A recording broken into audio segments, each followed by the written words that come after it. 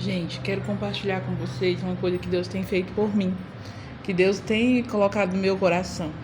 Muitas vezes, quando eu me deparava com desafios, com dificuldades, meu primeiro pensamento era de deixar tudo, de que Deus não me amava, que Deus não se importa comigo, que os ímpios prosperem e a gente não. Mas eu tenho pedido a Deus sabedoria porque nós não podemos andar por aquilo que Deus faz, mas sim viver de acordo com quem Ele é.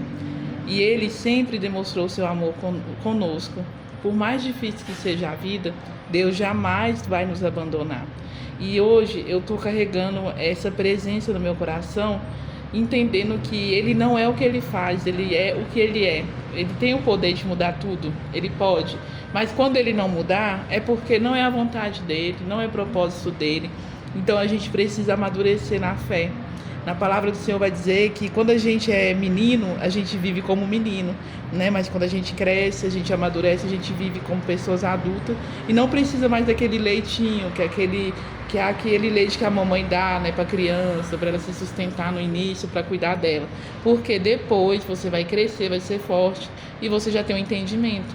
Então, ter maturidade é entender que Deus, ele vê o futuro, né? Ele não vê o agora, ele não olha só para o agora, ele olha para quem você vai ser, quem você vai se tornar, as pessoas que você vai se relacionar, aonde você vai chegar.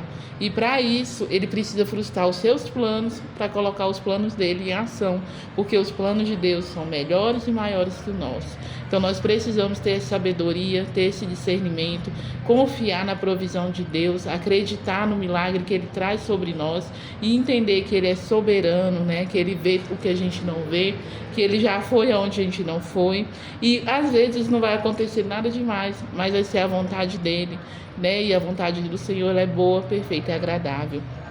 Então hoje eu quero trazer essa reflexão porque a gente reclama, a gente murmura, a gente fica infeliz, a gente acha que Deus não se importa com a gente. Só que tem coisas também que vai acontecer que a gente provocou aquilo e a gente vai correr para Deus, pedir para Deus solucionar. E muitas vezes Deus não vai fazer porque nós precisamos aprender com o nosso erro. Então esse já é um ponto bem diferente do que eu comecei a falar aqui. Porque se você não aprender com os seus erros, você vai continuar cometendo erros e Deus vai fazer ali, aí você não vai aprender.